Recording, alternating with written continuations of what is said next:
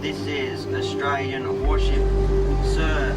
In 2003, a covert investigation of North Korean criminal activities across the globe had its first break. The U.S. State Department led the operation. One of our first very significant actions was with the Australian government to seize a North Korean ship tied into their intelligence service called the Pengsu. We received information that it was going to be leaving North Korea, and it likely had a significant amount of illicit drugs on board. I decided I would call the commander of U.S. Pacific Fleet, and lo and behold, we were able to order up an attack submarine to trail this ship. Raise the multifunction mast. And we trailed that ship all the way down to Southeast Asia into Australia. Unknown at the time, a North Korean Communist Party official was also on board, potentially connecting a crime to the North Korean regime. The Australian Special Air Service, SAS, boarded the ship, captured the crew, carrying 50 kilograms of heroin and a large amount of arms as well. Have you been expelled from Australia? Why? Was your government involved in drug smuggling into Australia? No, Not at all. not at all. It was only just several months since they had established diplomatic relations with North Korea, and they were welcoming the North Koreans to their country. And I remember warning the Australian National Security Advisor, he might seriously regret this, and they came to realize that opening yourself up diplomatically to North Korea is opening yourself up to North Korean criminal activity.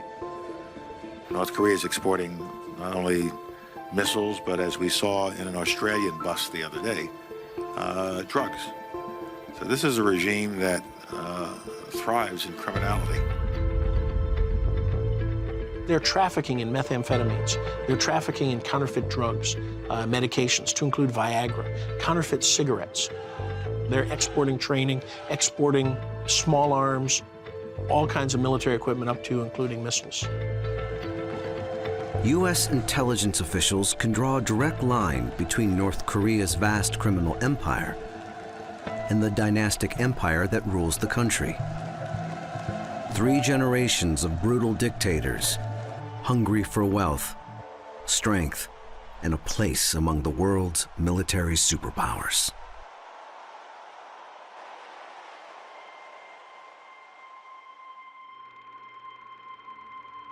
Kim Il-sung, the founder of North Korea, first flexed his muscles following World War II.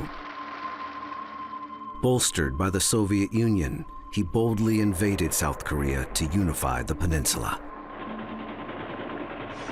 After nearly 3 years and 4 million casualties, US-led UN troops forced the North into a peace treaty.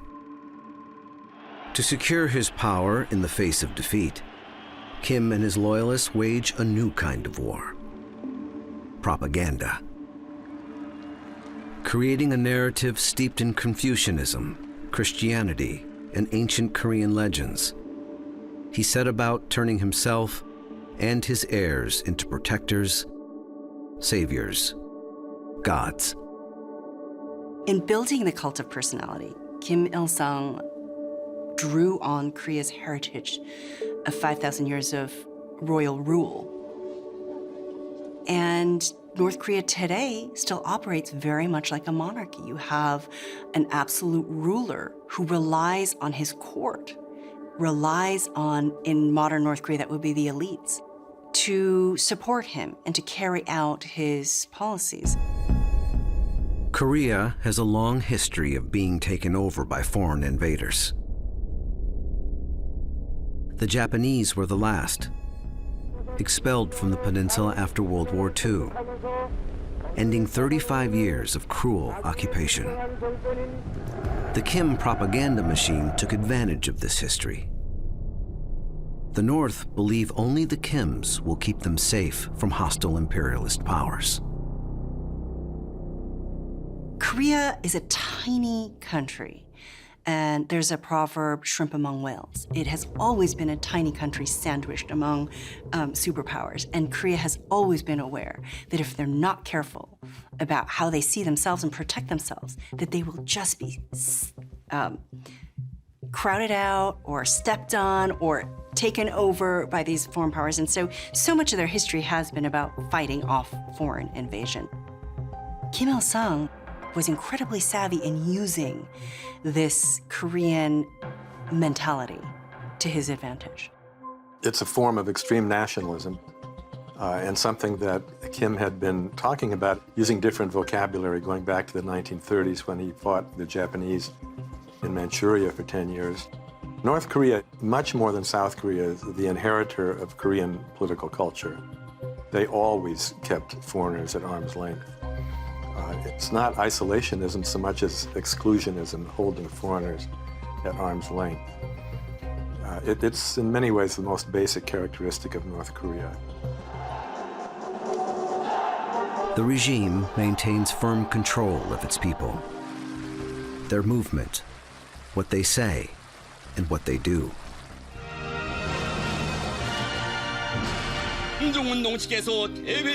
All news, media, and entertainment are produced by the state and expounds propaganda scripted to promote the Kims and their benevolence.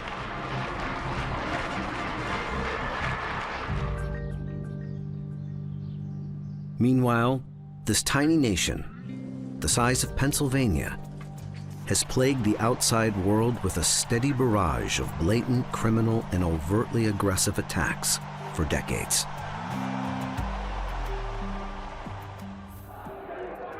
(1968) was an absolute crisis in the United States. In the midst of this, Kim Il-sung seizes the Pueblo, which was an American spy ship, and kept the crew for 11 months. I imagine they expected a big bundle of money in return for the crew and maybe the Pueblo. When they didn't get it, they kept the Pueblo. Feeling emboldened, Kim flexes his muscles again. Very shortly after Richard Nixon was inaugurated, the North Koreans tested him by shooting down an EC-121 surveillance aircraft that had been going along their borders. This attack was unprovoked. It was deliberate. It was without warning. Despite the brazen attack, the U.S. did not retaliate.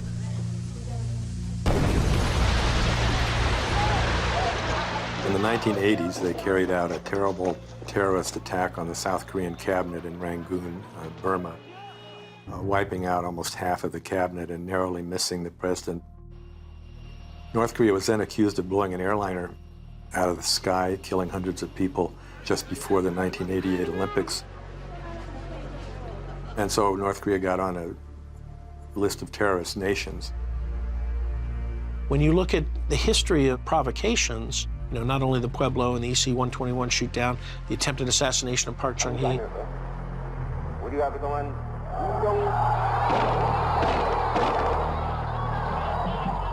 The sinking of the Cheonun, 46 South Korean sailors were murdered by a torpedo attack by the North. The torpedo that sunk the Cheonun and took the lives of 46 South Korean sailors was fired by a North Korean submarine. 1976, the axe murder at Panmunjom. 2 American soldiers were brutally killed by North Koreans. That's really the only time we really demonstrated strength. South Korean and U.S. military forces, B-52 bombers in the air, carrier battle groups at sea, entire infantry battalions in helicopters hovering along the DMZ. The North Koreans backed off, and they didn't respond. And I think there's a lesson that I think is lost on all of us, is that North Korea will not attack or not respond into strength. If you demonstrate power and strength, they're not going to attack. They're looking for weakness and vulnerability, and that's what they've always exploited. Their attitude toward the rest of the world easily becomes both criminal and extortionist. In other words, if you're seen as a criminal regime, why not act like a criminal? Why not get what you can get out of it? I mean, it's really political warfare. Blackmail diplomacy, use provocations, kinetic and non-kinetic, to gain political and economic concessions. That's really at the heart of what I like to call the Kim family regime's long con, or their political warfare. We say that war is a continuation of politics by other means. But you know, most of the revisionist powers, China, Russia, Iran, and North Korea, look at politics as war by other means. And so they're practicing this political diplomacy, you know, based on threat, you know, and maintaining the threshold below war, but using all means at their command to achieve their objectives. These provocations and the advancement of their nuclear programs caused the international community to place a series of economic sanctions on North Korea for most of its existence. Sanctions have been with us since ancient Greek times, so economic statecraft has been enormously potent. What we see in the current example, though, North Korea has been the subject of a number of sanctions. And as North Korea has improved in its capabilities, the types of sanctions have also grown in a very sophisticated manner as well. The Security Council first adopted the resolution on the Democratic People's Republic of Korea, DPRK, nuclear issue, 24 years later, and despite extensive efforts, the challenged has defied resolution. Rocket Man is on a suicide mission for himself.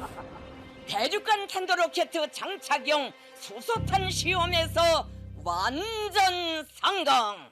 Sanctions look more and more like antibiotics. And if you think of antibiotics being applied on a target over and over again, in some instances, you see the organism developing this drug resistance, this superbug trait. With the increasing application of these sanctions, you're seeing the North Korean regime in those instances where they bounce back and have that kind of resiliency. What's hiding in plain sight is that our sanctions are not being adequately enforced. I would argue that North Korea is not contained, it's not deterred, it's not dissuaded. It's actually somewhat encouraged to continue its activities because of our inadequate enforcement mechanisms. For decades, sanctions were futile because North Korea's economy was strategically propped up by the Soviet Union and supported by China. It was a false economy in the North. But when the wall came down, China demanded payment for everything. And so that's what really crashed the North Korean economy. It produced a lot of heavy industry, it produced a lot of military equipment, but it didn't contribute and participate really in the international marketplace. So it was a subsistence or an aid-based type economy. The Kims entered a new economic era, one that could not sustain the world's fourth largest military, pursue nuclear ambitions, and above all, keep the top 1% in riches. So Kim Jong-il, the heir apparent to the virtual throne, turns his attention to creating new revenue streams. He begins to formalize a state-sponsored criminal network to skirt sanctions and raise hard currency. It is called Office 39, a formalized war room that's not tasked with battle, but the procurement of goods and cash and a pipeline of illicit exports. Office 39 is basically the part of the North Korean government that is dedicated to all of the illegal activity around the world. It was set up by Kim Jong-il, Kim Jong-un's father, and the goal was to find new revenue sources for the family and for the regime. Whether it's money laundering or drug dealing or arms sales, almost all of that is in one way or another connected to Office 39, which is really at the heart of the survival strategy of the Kim family.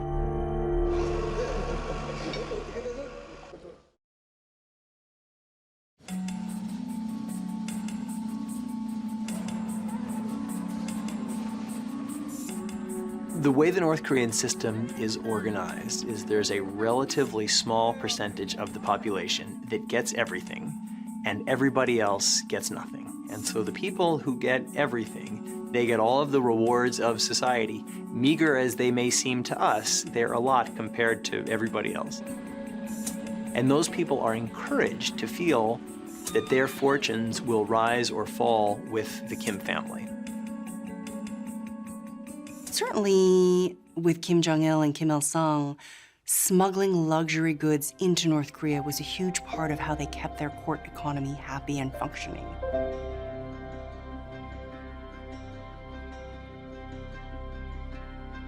And that meant, it was like Rolex watches, Hennessy cognac. Kim Jong-il and Hennessy confirmed that for a 2-year period, he was the world's largest buyer of Hennessy cognac. Racked up bills of almost, I think it was $800,000 per year, hopefully not just for himself. But the mechanism of Office 39 goes much deeper than acquiring trinkets to buy the elite's loyalty. If you think of Office 39 in terms of a Western sense, there is nothing directly equivalent.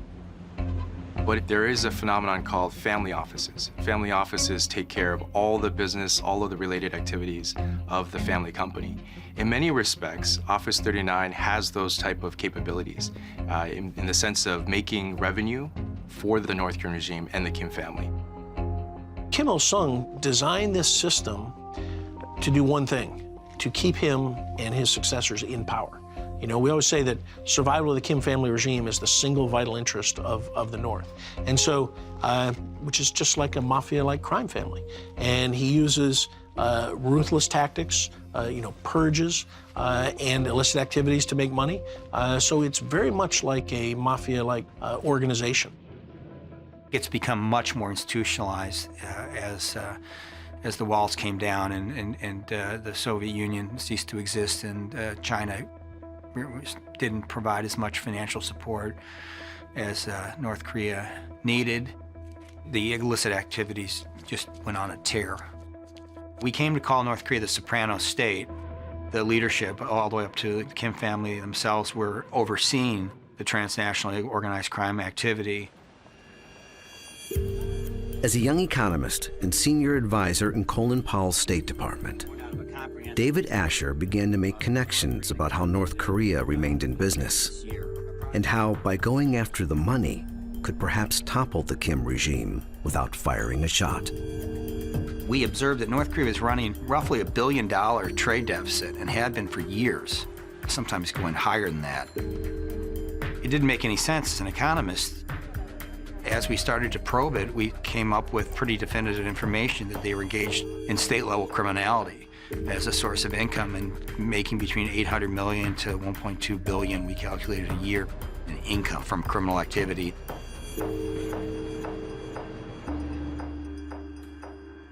Asher began to assemble what would become a 3-year-long enterprise. Running a West Coast undercover investigation was FBI Special Agent Bob Hamer. It was codenamed Operation Smoking Dragon. You're pretty autonomous as an undercover agent. I mean, there's certain rules, parameters. You have to operate within certain guidelines, but most of it, it's up to you. Prior to Operation Smoking Dragon, I had successfully posed as a contract killer on a couple different occasions. I was a drug dealer, a high roller. I worked gangs in South Central Los Angeles. When I first received the phone call from the case agent stating that they needed an undercover agent to look into counterfeit cigarettes, I kind of laughed because it didn't seem like it was that important an issue until he explained to me why the FBI was looking into counterfeit cigarettes. The reason was twofold. One, to discover what was coming into the container ports of Los Angeles, California, the busiest in the U.S. And two, to track organized crime members moving fake cigarettes going to mom-and-pop grocery stores run by Middle Easterners, with some using proceeds to support terrorism. This was significant activity, and it was happening right under our noses. And we thought that the counterfeit smokes were coming out of China, and they were, but they were being produced in North Korea. We identified 14 different North Korean factories making counterfeit cigarettes, so it was the largest counterfeit cigarette operation in the world, and may well continue to be. Hamer met with an informant who would lead him to his first contact, a Chinese national, and the shadowy world of Asian organized crime.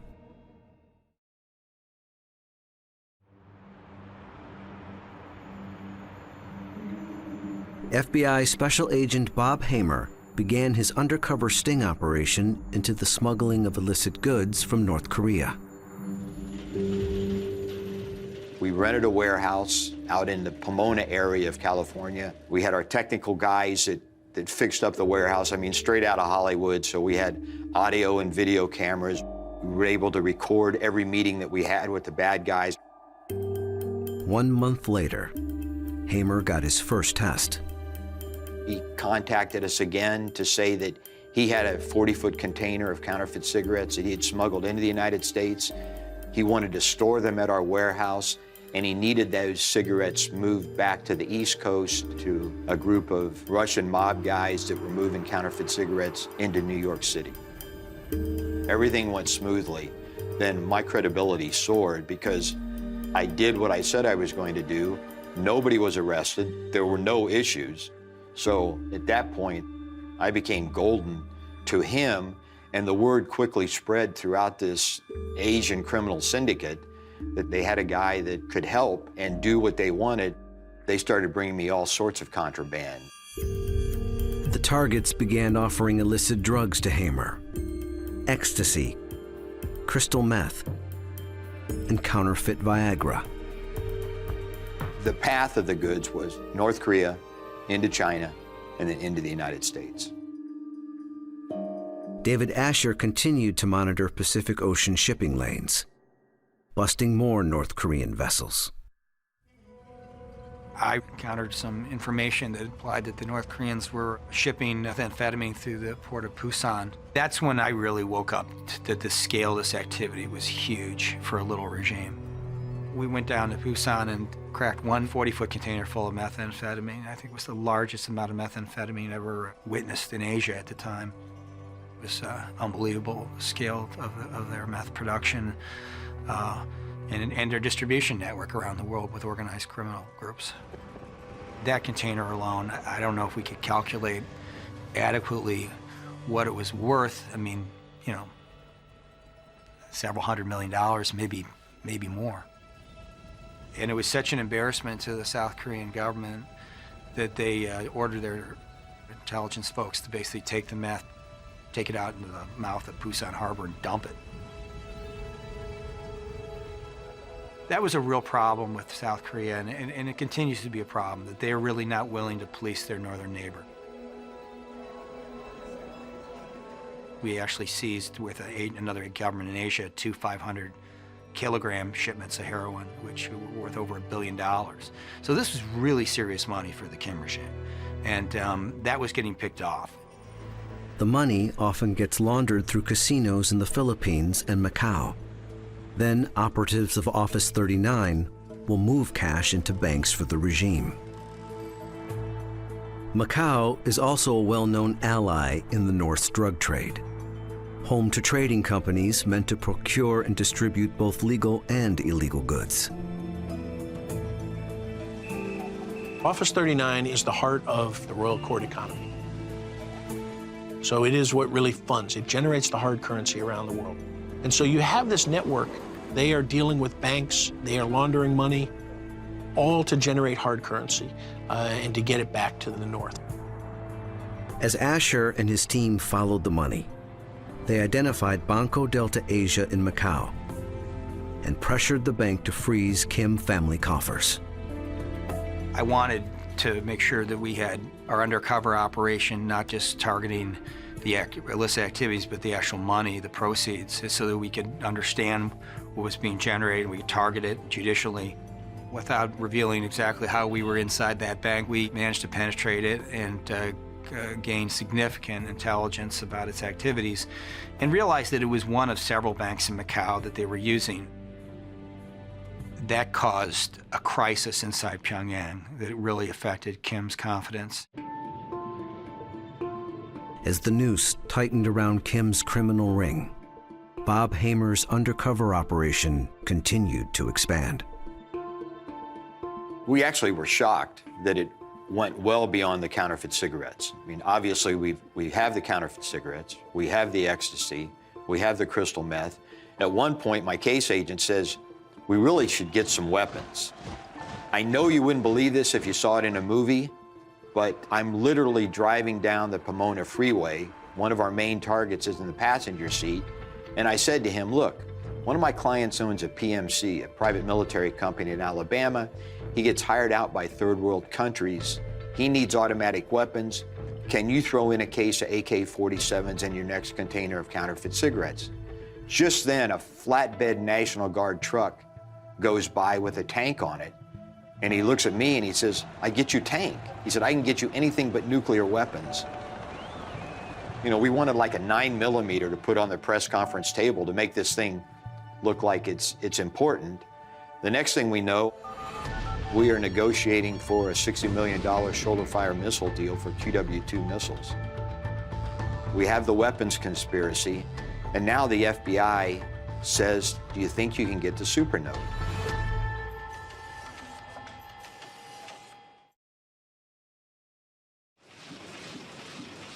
The U.S. Secret Service had been tracking forged currency from North Korea for nearly 20 years. The supernote was a perfect counterfeit $100 bill. North Korea is so good at counterfeiting that when they look and examine bills, they can tell if it's a counterfeit bill from North Korea because it's actually higher quality than the U.S. printed bill. I mean, the North Koreans didn't make enormous amounts of money from it, but the disruptive effect on the U.S. dollar was significant. We had to redesign our $100 bill twice, which is an expensive task, costing hundreds of millions of dollars, just because of North Korea. Finally, two separate individuals brought me the supernote. I told them that the test was it had to go through the self-service machine at Home Depot. And if the bills couldn't go through that, then I wasn't interested. We were told that it was a minimum purchase of $1 million worth of supernote, but it was 35 cents on a dollar, so it was a $350,000 upfront purchase for $1 million of the supernote. Those supernotes were delivered in a 20-foot container that was stacked full of hundreds of rolls of fabric. Eventually, we come to the end of the container, and it was obvious that the first 4 rolls of fabric were the ones that contained the money. The transaction went down without a hitch, upping Hamer's value to the regime. One of our main players came over from China. I met with him, and I was told that North Korea was going to make me the exclusive distributor of the supernote in the United States, and they were going to give me $40 million a year to distribute. The benefit to North Korea was the more money they could distribute, the more money they were going to make to finance the regime. At this point, the FBI decided it was time to wrap up the operation. I set up a couple meetings with the bad guys. I would meet up with a few. The FBI would come in and arrest us all. They'd put everyone in separate interview rooms. They'd kick me out the back door, and I'd go set up another meeting. Then I'd get arrested a second time. We'd wrap all those people up, kick me loose, and we'd do a third operation. In New Jersey, outside of Atlantic City, the FBI was wrapping up a twin investigation named Operation Royal Charm. As with Operation Smoking Dragon in Los Angeles, the sting was targeting Asian criminal syndicates with ties to North Korea. However, this investigation recruited a unique team of undercover agents, made men inside the infamous Gambino organized crime family. We started receiving information that Kim Jong-il was in love with the TV show The Sopranos. I approached the FBI in 2003, and they read me into their most sensitive case in the entire federal law enforcement, which was the penetration of the Gambino crime family and Italian mob. The agents infiltrated the New York crime family for nearly a decade, fooling everyone, including the Teflon Don himself, John Gotti. The North Koreans were just so enamored with the agents who they thought were Gambinos, and indeed they were in the Gambinos. So this was one of the most elaborate sting operations we've ever executed in U.S. law enforcement, and unbelievably, it worked. The agents met with high-level North Koreans at a resort in Thailand, There, they struck a deal for $1 million in supernotes and military-grade weapons. We were buying whatever the North Koreans would sell us. They proposed to sell 2,000 shoulder-launched missiles. Our agents made it clear that those were going to go to terrorists, and they had no problem with it. To catch the crooks, the FBI staged an elaborate wedding of one of the agents in New Jersey on a rented yacht, christened the Royal Charm. They came from around the world, mostly from Asia, because they wanted to see, the Gambinos getting married. They never made it to the wedding. Limousines driven by FBI agents picked up the criminal wedding guests and drove them straight to booking. It was shocking to them when they got arrested. The North Koreans really thought they had us in a position where we had let our guard down and they could interact with the world in a criminal fashion with unabated zeal. We truly threw them off balance, and that was a good thing. In all, 87 individuals were charged. While there is no wedding to celebrate New Jersey today, there is some cause for celebration to be able to bring this 4+ year investigation to a conclusion.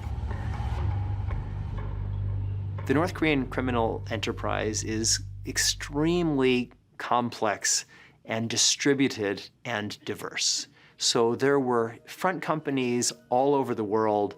There were trading companies. There were all kinds of individuals connected to embassies, connected to quote-unquote private businesses who were distributed all around, who were part of this illicit network.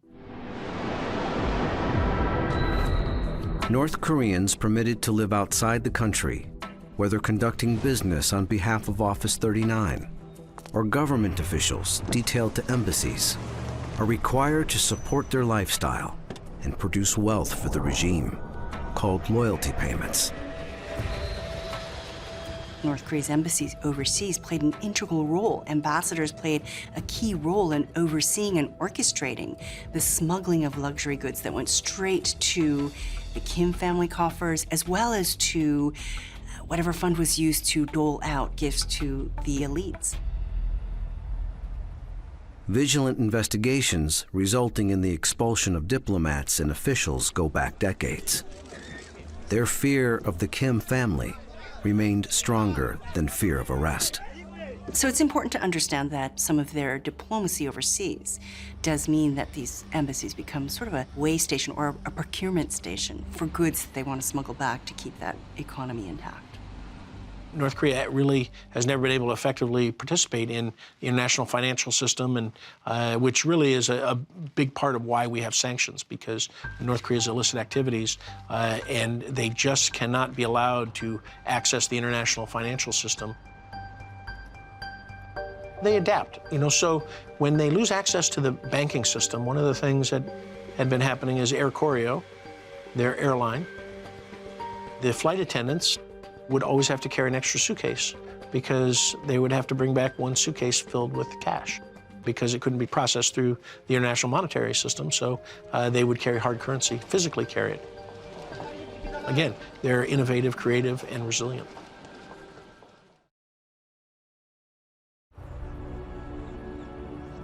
We shouldn't forget what the life is like for the rest of the North Koreans who aren't part of their core economy, who aren't members of the elites. When the Soviets and the Americans decided to divide up the Korean Peninsula in 1945, they did so at the 38th parallel. But that division, that arbitrary division, was devastating for the people of the North. The northern half of Korea is incredibly mountainous. It's 85% mountains. They have very little arable land, very little land to farm. And that's something to remember, that they absolutely can't feed their own people. They simply don't have the natural resources for it. The CIA estimates, and these numbers are a couple years old, but they estimate that North Korea's GDP per capita is $1,700. South Korea, on the other hand, is more than $39,000 per capita. I mean, think about the difference. As someone who spent a lot of time in South Korea, and just seeing the miracle of South Korea and the hard work of the South Koreans and what that's made possible.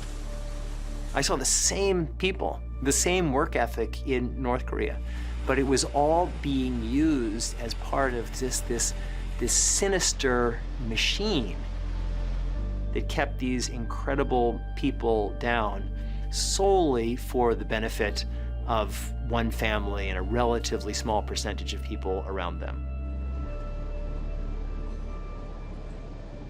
Very few journalists are able to get into the countryside or into the smaller cities to see what life is like in the rougher parts of North Korea. But I think it's important to remember that this is how most North Koreans live. They live without electricity, without clean water, without heat, without plumbing. More than 40% of the population, 40%, does not have access to clean water, food. So the picture that we have right now in the media of North Korea, of Pyongyang being a modern metropolis, a country that's able to afford nuclear weapons, is only a tiny piece of the picture. It's a criminal state not only conducting criminal activity in the ways that we've described through finance and shipping and counterfeiting and trafficking in drugs, but it's a criminal state identified by the United Nations as conducting crimes against humanity. North Korea is conducting crimes against humanity on a scale that's unprecedented in the modern era. To me, that is the worst definition of a criminal. Forced labor camps, torture chambers, and executions have remained a part of North Korean control since the late 1950s.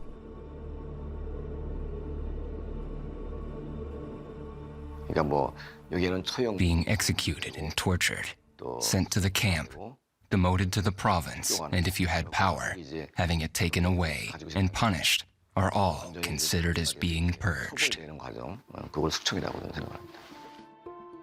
Kang Chol-hwan and his family were among those swept up by purges meant to cleanse the society. 저는 이제 평양에서 태어났고요. 어릴 때 저희 부모님이 I was born in Pyongyang, and my parents were pretty high-ranking.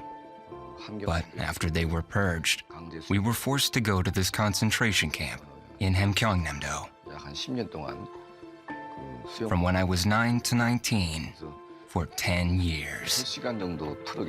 It was about a 6-hour-long journey on a truck into the mountains, and we encountered a massive gate where completely armed soldiers were lined up, which reminded me of the prisons from Japanese colonial period and North Korean movies. As I entered the prison, I saw people wearing rags, looking dirty and poor. I thought the kids who were around my height must be around my age, but found out that they were 2 or 3 years older. As they didn't eat well, those older than me stopped growing and were about the same height as me. After 2 years, I was one of those kids. And the new kids that arrived were much taller than me. 제가 나중에 한 2년 있다 보니까 저도 그렇게 돼 있더라고요. 새로 들어온 애들이 저보다 키가 훨씬 크더라고요.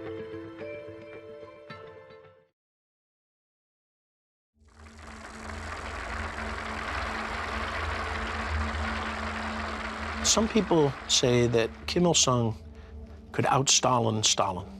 He was more ruthless and brutal than Stalin. And he really purged anyone who owned property, owned land, intellectuals, technocrats, any opposition, including communist opposition as well. Prisoners would eat excreted corn, rodents, anything to stay alive. Starvation would be accelerated by forced labor. 총살도 그게 한계가 있죠. There are limitations to executing by firing squad. And since North Korea has a system that needs to be financially maintained, they must have thought that keeping the inmates alive to make them labor until they die would be more financially beneficial than killing them. Therefore, they need the prison camps, and by having them, they can amplify the sense of horrors to the people. So, I think they run the prison camps for two reasons. First, to maintain the regime, and second, to get financial benefits. 두 가지 목적을 가지고 이제 수용소를 운영한다고 봅니다. It's not coincidental that they have 100,000 people in horrible prison camps. I mean, this is the world's worst violators of human rights. This is the hell on earth. When we think about what's happening in this country, every day we should be thinking about these people's suffering. Many are trafficked to other countries as slave labor, forced to send their salaries back to the regime. We have found evidence of North Korean human trafficking. They've got thousands of workers in Eastern Europe, large-scale North Korean population in Russia, and there's no evidence that they're keeping their salaries. They're giving their money back to the state. So essentially, they're slaves. I think the Japanese estimate that over 100 Japanese were abducted by the North Koreans in the 70s and 80s. Who does this?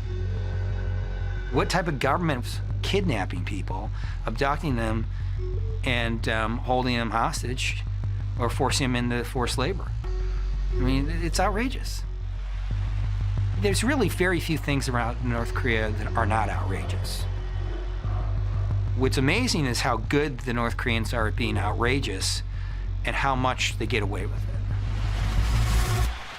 Kim Kwang-jin, a defector who was in Office 39, he said, the Koreans suffer from a psychological paralysis.